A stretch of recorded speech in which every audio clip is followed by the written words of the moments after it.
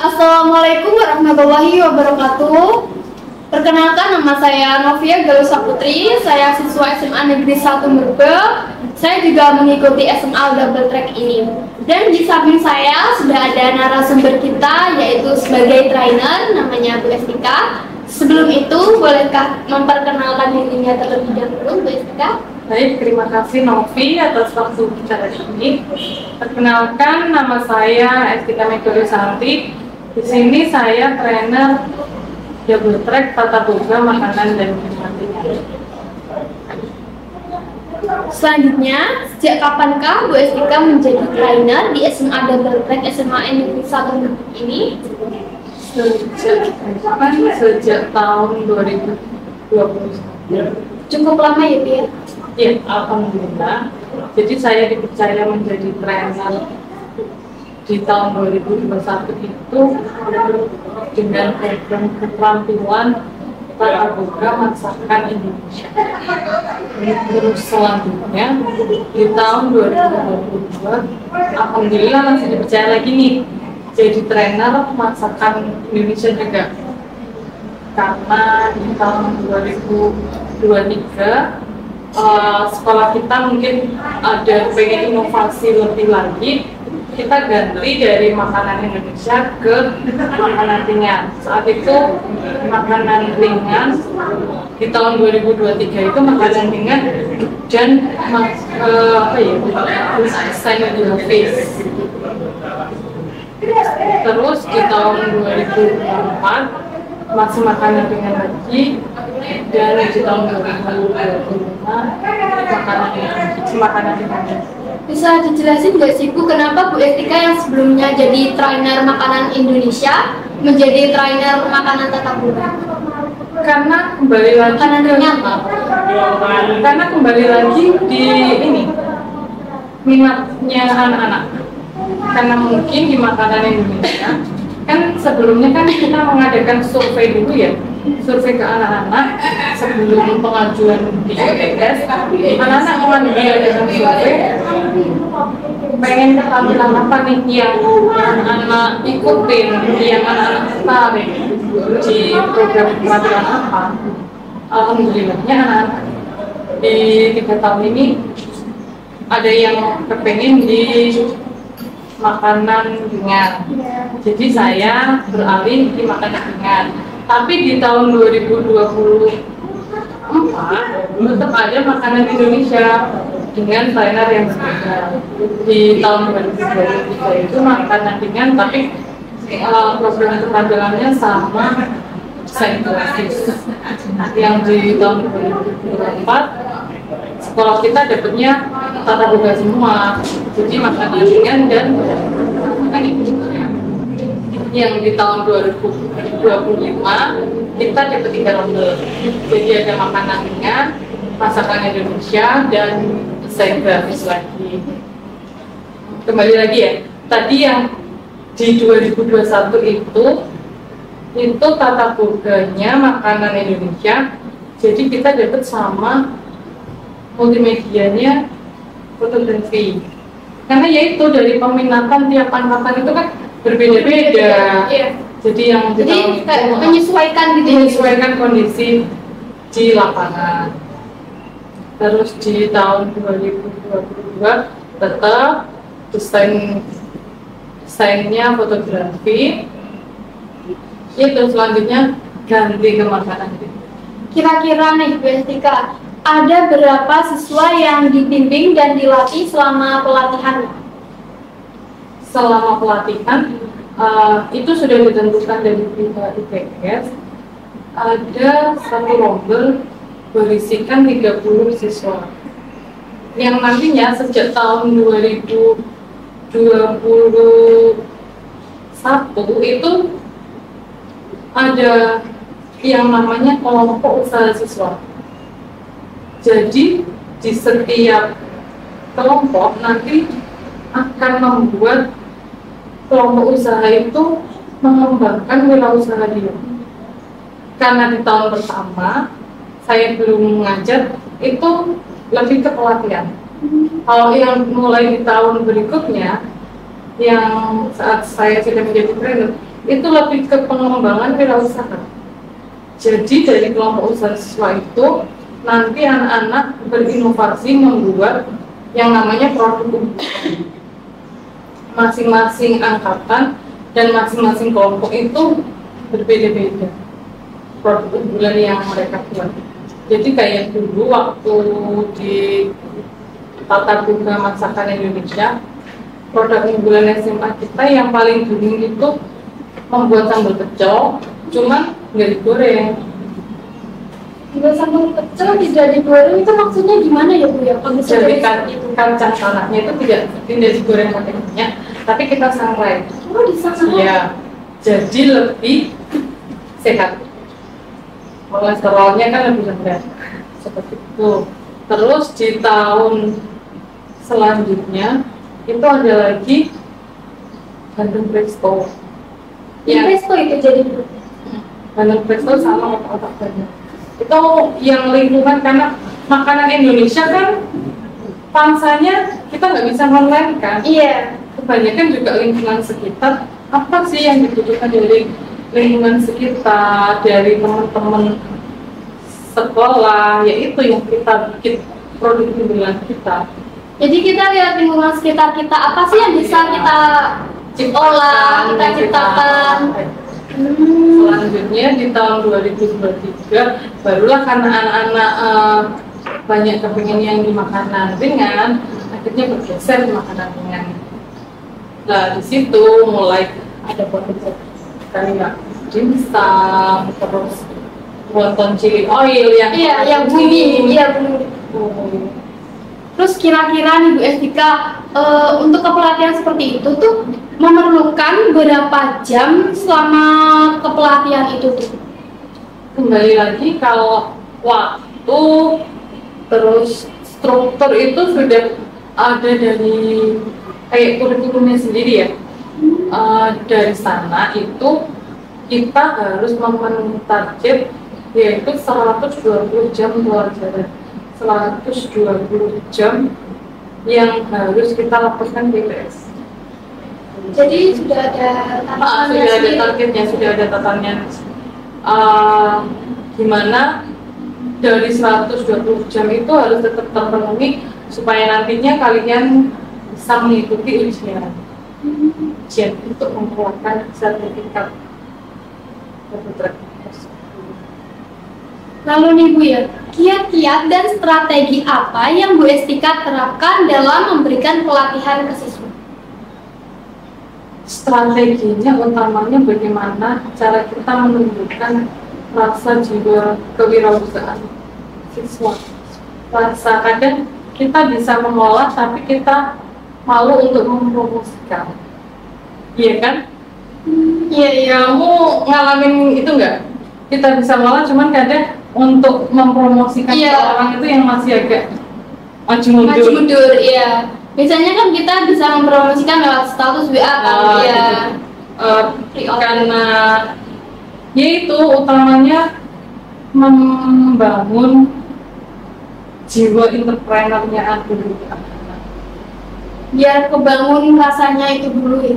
Idealnya untuk aku mau jualan, kita mau nyoba jualan itu gimana ya caranya, terus waktunya, mengelola waktu, terus lagi kekompakan di kelompoknya seperti apa, kayak gitu. Dan di tiap kelas itu kan juga kalau praktek kadang takutnya ada pergesekan antara teman, itu kan kembali ke bagaimana cara kita untuk tetap bisa terus satu visi sampai kita nanti selesai.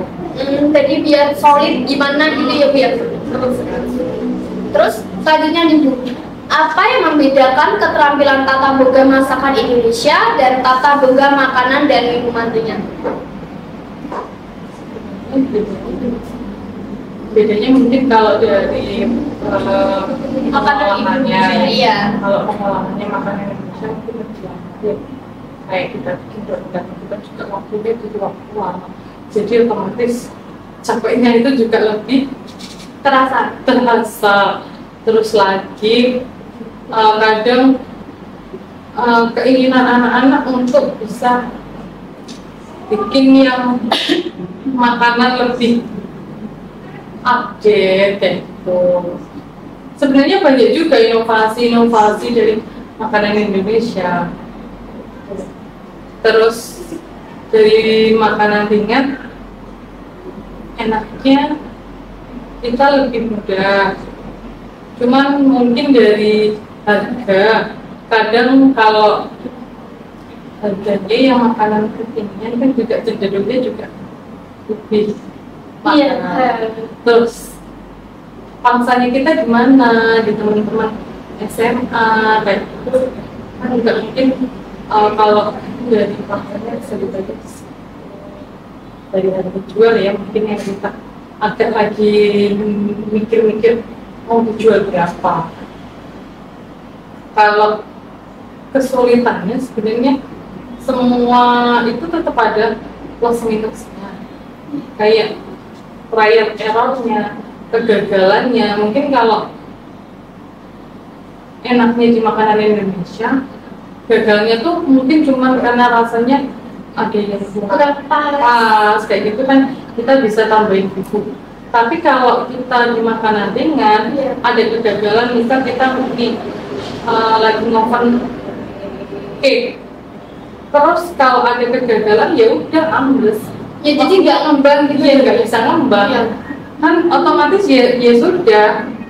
Kalau makanan Indonesia kan mungkin masih bisa ditambahin garam, kayak masih ditambahin yang kurang manis ditambahin gula. Kalau kita sudah bikin makanan ringan kayak bikin kue, terus bikin pastry, kalau sudah nggak bisa ngembang gitu kan juga sulit. Iya, udah nggak bisa Kalau sudah salah ya sudah. Gitu ya. Selanjutnya nih, apa pengalaman yang menarik ketika menjadi trainer yang berbeda keterampilan? Menariknya, Iya. bukan karena beda keterampilan. Sebenarnya keterampilan sama pun tetap ada pengalaman menariknya. Apa?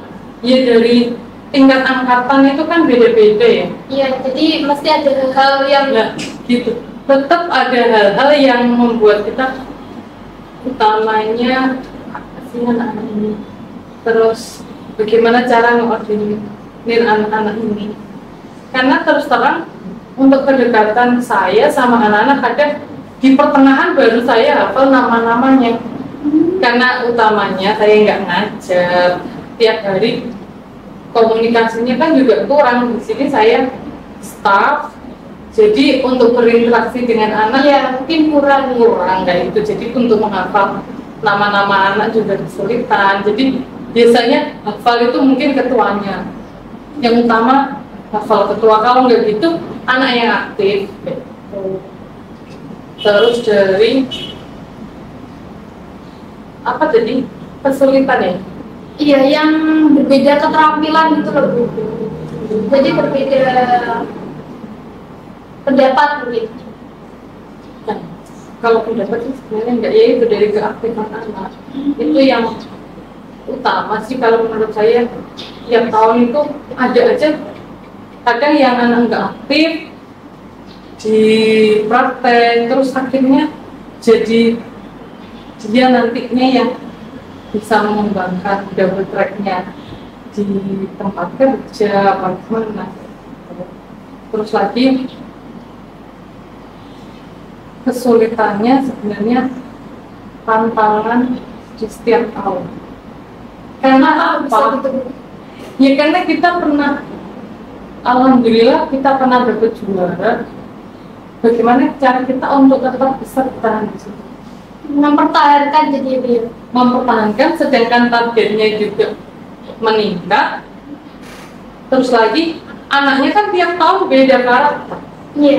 Beda pelatihan, mulai nol lagi. Kita membangun anak ini dari nol lagi untuk bagaimana sih anak-anak ini bisa berwirausaha. Sedangkan tuntutan yang diberikan dari kita kan juga semakin meningkat ya. Otomatis tantangannya itu dari situ. Bagaimana kita bisa tetap bertahan, bagaimana kita bisa tetap berprestasi di saat semuanya anak-anaknya juga ganti, kegiatannya berubah seperti itu. Lalu Targetnya tetap. targetnya tetap tapi harus terus. Iya.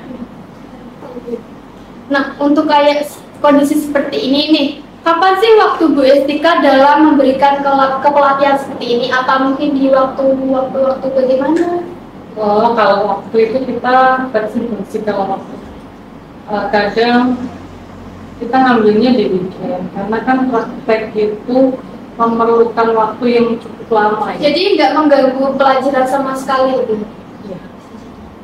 Jadi memang di program ini tidak boleh mengganggu jam pelajaran. Kan seperti itu. Jadi mengisi waktu luang liburan, jadi Betul sekali. makin seru gitu loh Bu. Iya. Kegiatannya dilaksanakan biasanya kita ngambil kan sebelumnya itu kita ada kesepakatan dulu nih di kelas. Iya. Kita bikin kesepakatan kelas, kita prakteknya hari apa? Kita mau praktek hari Sabtu apa Minggu? Kalau nggak gitu nanti kalau ada libur nasional kita bisa isi sekali 2 kali. Terus nanti kalau ada lagi libur sekolah kita juga bisa isi. Kalau mungkin materi yang membutuhkan waktu nggak seperti praktek yang agak mungkin waktunya agak sedikit, kita bisa pakai di pulang sekolah. Cuman ya tetap ada kendalanya, mungkin benturannya sama ekstra. Iya. Kalau nggak gitu kegiatan sekolah lain biasanya kayak.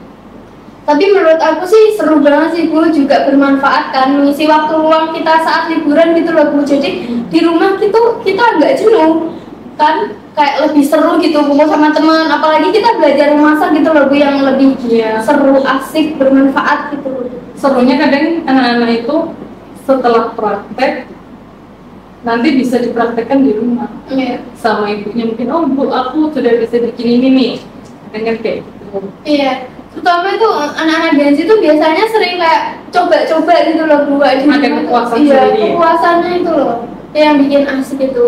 Nah, selanjutnya nih Bu Estika nih, apa saja yang Bu Estika persiapkan dalam memberikan kepelatihan?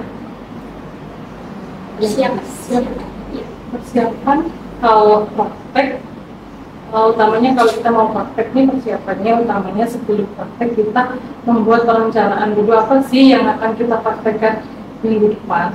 Jadi setelah kita praktek hari ini selesai, kita bikin lagi perencanaan untuk minggu depan. Kita minggu depan misal mau praktek membuat donat. Nah itu apa aja bahan-bahan yang dibutuhkan? Bagaimana sih Bu cara membuat donat? Kita harus tahu dulu. Terus takarannya seberapa? Nanti kita membuat lagi harga jualnya berapa? Jadi sangat rinci ya gitu penataannya. Jadi misal satu buah donat ini dari 1 kilo tepung nanti jadi berapa? Terus nanti tiap butirnya kita jual berapa? Kayak gitu kan kita bikin perencanaannya dulu. Setelah itu nanti minggu depan kita bersiap lagi untuk belanja bahan apa yang dibuat untuk donat tadi. Setelah itu kita praktek. Saat praktek tiap kelompok kan beda-beda pengolahan ya. Jadi beda tangan tuh biasanya juga kadang takaran sama, cara membuat sama, tapi tetap aja ada yang beda. Iya. Mungkin dari rasanya, mungkin dari teksturnya, mungkin dari warnanya, Dari bentuknya juga dari biasa. bentuknya, Iya. dari kadang kita untuk bikin donat ngerondingnya itu kan juga beda-beda. Beda-beda. Terus dari tingkat kematangannya ada yang kecoklatan, nanti mungkin ada yang kurang matang, nanti mungkin ada yang kegosongan, gitu kan Iya. juga. Ya kayak seperti buat dimsum kemarin kita saat Nah. pembuatan kan ada yang lembek, Ada yang lembek, nanti Iya. juga ada yang gimana cara kita mengevaluasi setelahnya biar tahu bagaimana sih salahnya, gimana sih salahnya Bu, kenapa kayak kamu bikin dimsum Bu kok ternyata punya saya seperti itu. Jadi kan kita tahu oh setelah ini nanti berarti evaluasinya seperti ini. Jadi punya saya karena itu kebanyakannya seperti itu. Iya. Mungkin kayak gitu. Padahal itu bumbunya seperti tepung dan lain-lain itu udah sama. Iya. Kelebihannya ternyatanya di es batu yang buat bentuk encer. Iya. Terus nih Bu, selanjutnya, apakah ada kendala selama memberikan kepelatihan tadi seperti tadi yang dijelaskan kendala-kendalanya? Kalau kendala ya balik lagi, kalau kendala di saat praktek itu tadi ya kendalanya mungkin dari trial errornya waktu praktek. Terus kendala yang pribadi itu mungkin dari masing-masing anak. Terus kebutuhan masing-masing anak itu kan juga. Terus utamanya anak-anak itu biasanya waktu, manajemen waktunya yang bisa dibilang agak berantakan. Kadang kita janjian, oke nanti kita praktek hari Sabtu jam 8. Ada aja yang datangnya lebih dari jam 8. Akhirnya apa? Kita selesainya juga kan kita semuanya masuk dulu untuk dijelaskan dulu bagaimana nanti langkah-langkahnya. Kayak gitu. Terus lagi mungkin ada yang akhirnya kan juga kelompoknya kesulitan di situ. Menurut Bu Etika bagaimana sih solusi untuk mengatasi permasalahan yang seperti ini gitu loh Bu? Seperti kayak telatnya waktu, tidak ada kabar. Iya, kembali lagi ke pribadian. Makanya kenapa di awal sebelum latihan kita membentuk kelompok usaha siswa itu ya karena di sini saya bebaskan kelompoknya kan 6 orang. Iya. Kalian bisa milih sendiri nih kelompoknya. Anggotanya siapa aja, mungkin yang sudah dekat, teman dekat gitu. Kenapa kok harus teman dekat Bu? Kan harusnya dia bisa membantu sama yang lain. Bukan masalah, kalau dari saya bukan masalah kalian membaurnya, tapi dari bagaimana kalian bisa memanajemen kelompok kalian nih. Bagaimana kalian bisa, misal ketuanya bisa menjaga anggotanya tetap solid. Bagaimana cara kita, karena kelompoknya rumahnya saling berdekatan Bu, oke. Jadi nanti bisa kita ngumpulnya di rumahnya ini untuk bikin laporan. Kalau rumahnya berjauhan kan kesulitan. Biasanya juga itu kalau teman dekat kan enaknya itu lebih bisa lebih akrab, ya lebih enak juga buat diajak omongan. Biasanya kalau temen yang nggak jarang kita gaul itu kita kayak mau gini, mau beda pendapat kan juga canggung gitu. Banyak banyak kendala tuh kayak gitu. Mungkin yang satu kelompok dari awal yang nggak deket sama sekali, terus nanti ada beda pendapat kan akhirnya ada pergesekan di kelompoknya itu. Akhirnya ada yang males datang, ada yang ngerjakan tugasnya terlambat kayak gitu. Baik. Terus selanjutnya, apakah harapan trainer untuk siswa yang dibimbingnya? Jadi harapan Bu Etika untuk siswa yang dilatihnya itu? Harapannya semoga anak-anak yang mendapat pelatihan dari saya utamanya bisa, ilmu yang didapat bisa bermanfaat untuk anak-anak, bisa bermanfaat untuk anak-anak nantinya. Terus bisa diterapkan di kehidupan setelah SMA atau dia masih SMA untuk membantu uang jajannya sendiri, anak-anak bisa berwirausaha, semoga bisa tambah bermanfaat gitu loh dirinya sendiri. Terus mungkin nanti saat lulus bisa bantu dia buat masuk ke perguruan tinggi. Kalau nggak itu bisa membantu dia untuk kerja karena punya sertifikat dan tadi. Syukur-syukur kalau bisa membuka usaha sendiri. Iya, tuh banget. Kita kerja tapi tidak ada tuntutan dari siapa-siapa. Iya, kayak kan punya usahanya sendiri. Meskipun usahanya di gerobak kecil, tapi di situ kita bos. Iya, punya usahanya sendiri, bukan ikut orang lain. Bukan ikut orang lain. Iya. Kayak. Terus nih Bu, apa sih harapan Bu Etika ke kampus ITS dan Dinas Pendidikan?